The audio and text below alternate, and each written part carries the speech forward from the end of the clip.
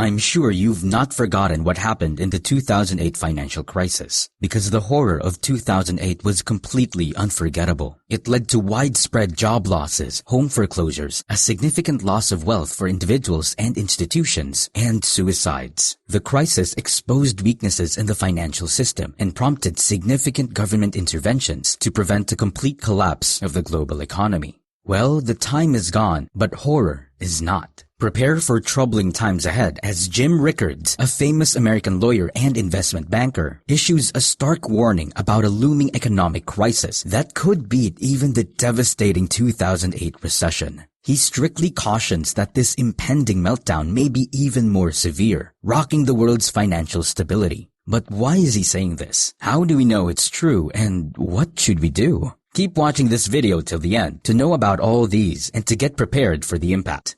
Jim Rickards said that the world has been in a bad economic situation since 2007, and it will continue for a long time. Some people might say, but we know what a recession is, right?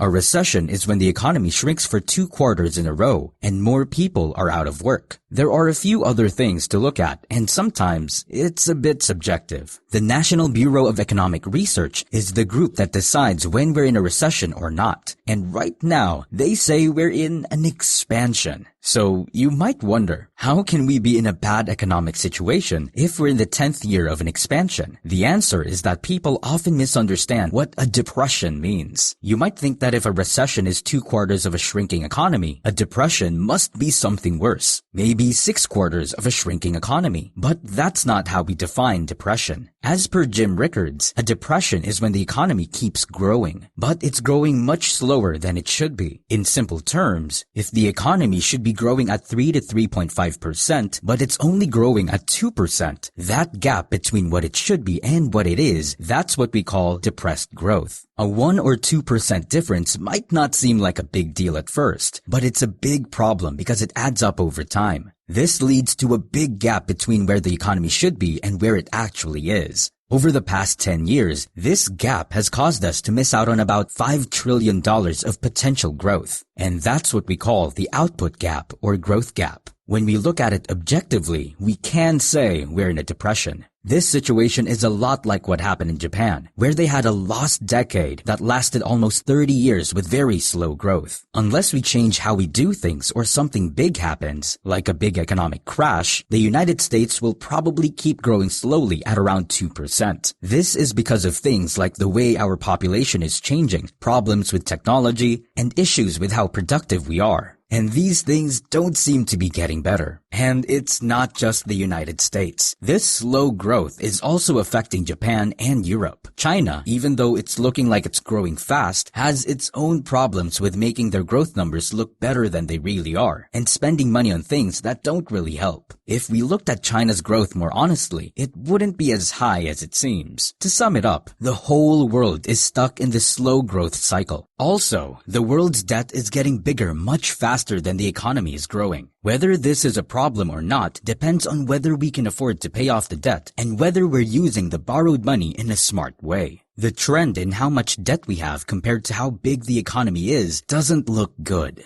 And that's a sign that there might be a big debt crisis on the way, although it's not at a critical point yet. The Federal Reserve, often called the Fed, is planning to make borrowing money a bit more expensive. They might increase interest rates 4 times a year, in March, June, September, and December. But they might stop doing this if any of these 3 specific things happen.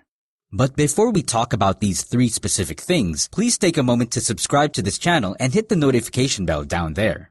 Number 1, if the stock market goes crazy and starts dropping a lot. Number 2, if lots of people lose their jobs. And number 3, if prices start falling a lot, and this is called deflation. Right now, none of these 3 things are happening. The stock market is not going down rapidly, jobs are still being created, and prices are slowly going up. So, we can expect the Fed to keep increasing interest rates. However, some people think the Fed is making things too tough. They're not only raising interest rates, but also trying to make their money supply smaller. This could make it harder for the economy. The Fed is in a tricky situation because in the past, they had to lower interest rates a lot to help the economy in a recession. But now, they can't lower rates too much because they're almost at zero, and negative rates don't work well. Some people suggest they should print more money, but the Fed is doing the opposite by reducing their money supply. The Fed's current plan is to raise rates and reduce the money supply to get ready for the next recession. But this plan could end up causing a recession instead. In the past, when they printed more money as quantitative easing, it boosted prices of assets like stocks and real estate. Now, by reducing the money supply, the Fed is doing something similar to raising interest rates, which could harm the economy. Gold's performance exceeds expectations, but a recession could lead the Fed to alter its plans. If the Fed halts actions due to economic concerns, gold's value will rise, highlighting difficulties in changing monetary policies. Rickards emphasizes data-backed predictions for credibility. He has a different way of doing things compared to Wall Street forecasters, who aren't very good at making accurate predictions.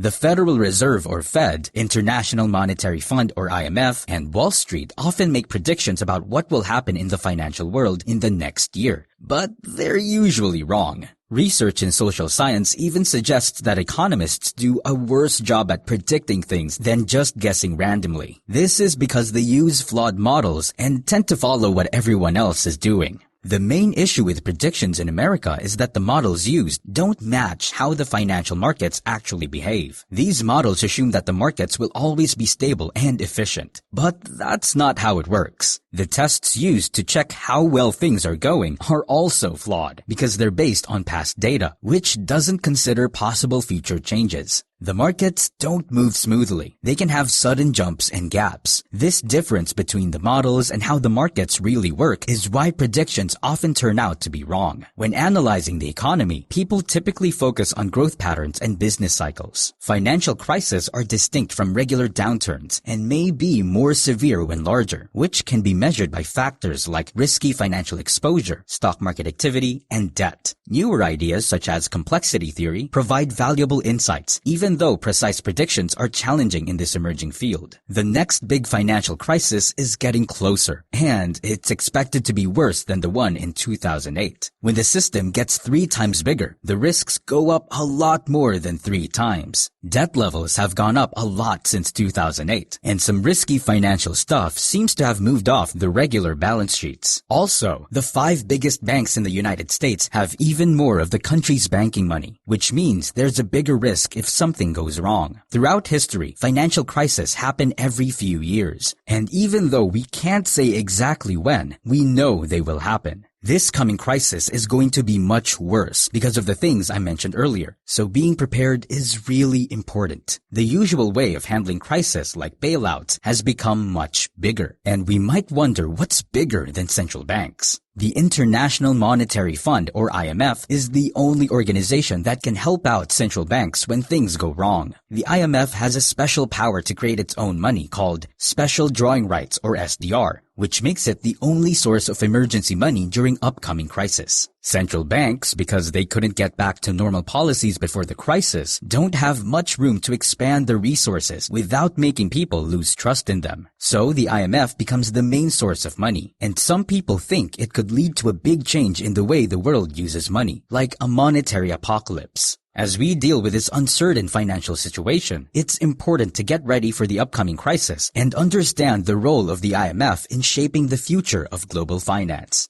So, are you prepared for what's coming? Do you have a plan to safeguard your financial future? Share your thoughts in the comments below, and don't forget to subscribe for more critical insights and actionable advice. Your financial well-being depends on staying informed and taking action. Thanks for watching.